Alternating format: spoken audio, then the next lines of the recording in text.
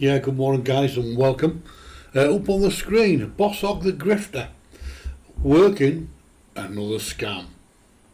And while recently we have seen the catastrophic failure of his squash, Bosshog, the scammer, the grifter, has been working away very diligently, very stealthily, gaining the confidence of certain people, and in this video today we're going to expose him yet again. But I want to start off by saying this. Mike and Dubs, who have a farm near to Brian's, Bosshog has taken a loan of Mike's pink truck. He's also taken over the control of Mike's harvests and when they get sold, when his squash gets sold. So as you can see, he's worming his way in because his farm has totally failed, and as it's been proved in the past, the only way Bosshog can survive is by parasiting of other expats. Do you remember Rick and what happened with Rick and those pigs? Well, we're in a similar situation here now today. We'll revisit Rick later on in the video, but for now I want you to take a look at this clip. Have a look at this. Yeah guys, in this first clip that I'm going to show you, Bosshog is introducing the two new piglets to the Bosshog, and there's a bit of a backstory on this. Originally, Gina and Tatai sold Mike a pig, Pepper Pig. You might remember Pepper, and subsequently Pepper had piglets, and obviously Mike bought Pepper Pig from Gina and Tatai, but Tatai has done a deal with Mike to get two piglets. One of the piglets Tatai wants to breed. The other piglet is for little Charlie's birthday. So both Tatai and Love have done a deal to get two piglets. But as you can see, a deal has been done. No money's changed hands. The only money that's changed hands up until now was the fact that Mike bought Pepper Pig, the mother of these two piglets, from Tatai and Gina. Listen to this clip. Hello everyone, welcome to Aforeigner Farming in the Philippines. So, you can see we've got a couple little piglets here back in the old fattening pen. These are two piglets from Mike and May's Sal, Petra, I guess. It was a sow that we had here, and so the little red one there is a future gilt that Tatai wanted. Tatai wants to, I don't know, he wants to breed her, and that little white one there is heartbreakingly for Charlie's 4th birthday celebration coming up in, I don't know, about 4 months. So I had been thinking of trying to talk Mike out of a couple of gilts, and thinking about starting to start raising pigs here again in a very limited way. I'm still on the fence. I haven't personally asked Mike if we could uton a couple of those gilts, try to work out some kind of deal. I don't know.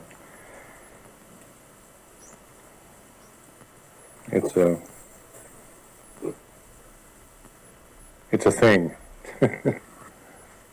So in the clips that we've shown you so far, guys, Tatai's acquired 2 pigs or 2 piglets. And Bosshog then went on to say that he is thinking about talking to Mike and talking Mike out of 2 more piglets so he can start raising pigs in a limited way. And if you notice at the end there, he laughed because he knows what he's up to, and I think you know where this might be leading. And bear in mind, no money has exchanged hands. There's no money coming from the Bosshog into Mike's pockets. It's all about doing deals because the broke-ass bum from the Bosshog hasn't got a pot to piss in, so he has to do a deal. But I've got another clip that I want you to watch, and just take a look at this. I was going to try to talk, I don't even know whose pigs these are. I was going to try to talk the owner of these pigs out of a couple so that I could do an experiment on our farm feeding them this and see and keep meticulous records and see if there would be a significant enough reduction in the feed bill to make it worthwhile. So there you are. He's back at Mike's farm and he's looking over those pigs. And he clearly states that he doesn't know who the pigs belong to, but he'd like to talk to the owner so he can talk him out of a couple of pigs to take back to the Bosshog to carry out an experiment. Feed them duckweed or azola and see if it reduces the feed bill and whether it's worth or not raising pigs. So, a total there, my counting, is Bosshog has potentially taken 6 pigs from Mike's farm, and not 1 peso has changed hands.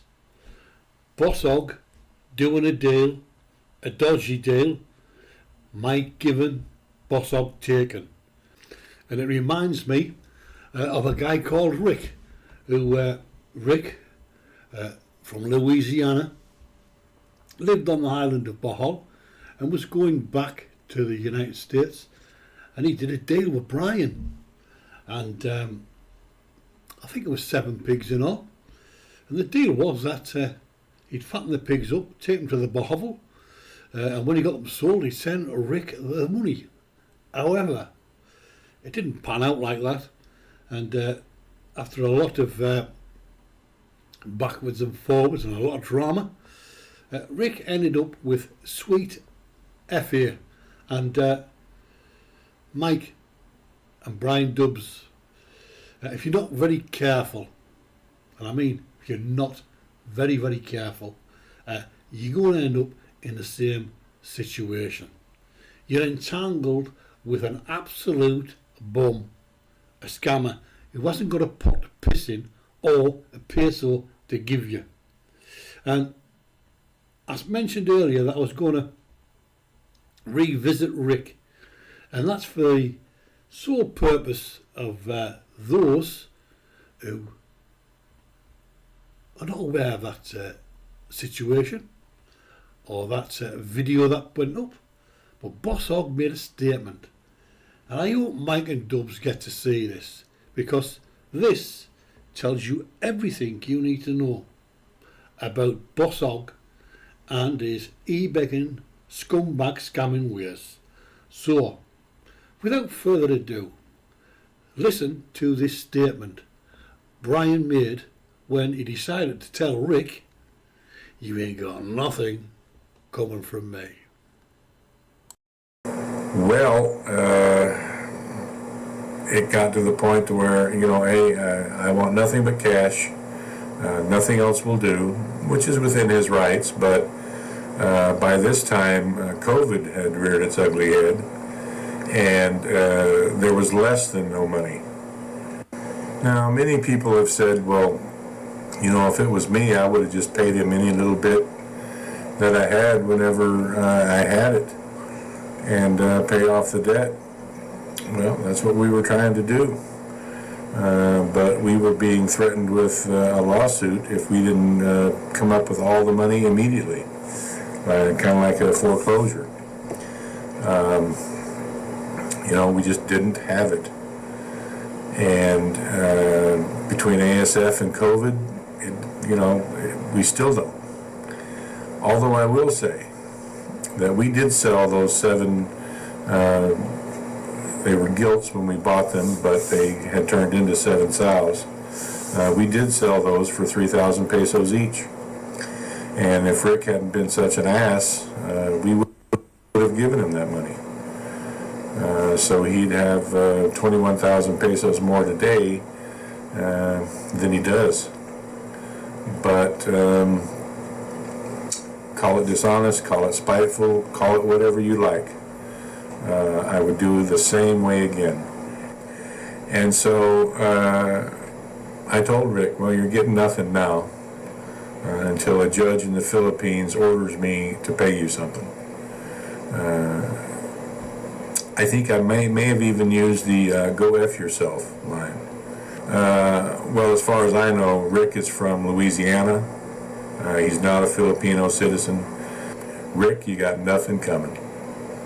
So guys, there's no need for me to repeat what Bosshog said. He said it loud and clear. And this is his latest scam. He's banging to Mike and Brian Dubs, and we've give you an exposure in this video of potentially a total of 6 pigs leaving Mike's farm, and not a peso is coming from Bosshog. Now Mike, I said before, you need to be careful. You're back in the States working along with your friend Brian Dubs. Bosshog's on the ground without a pot to piss in, and he's all over your farm, and he is in your pocket emptying it. This scumbag has a track record and it ain't very good, and unfortunately you have fell into the clutches of the biggest bum, the biggest scumbag scammer on the island of Bohol.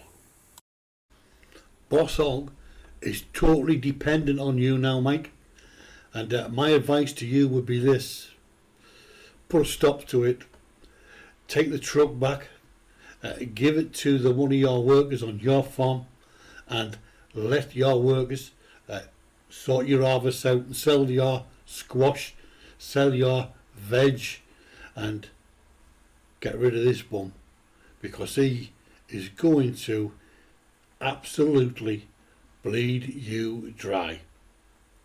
So guys, there you have it. Fatso at his best. Till the next time, bye for now.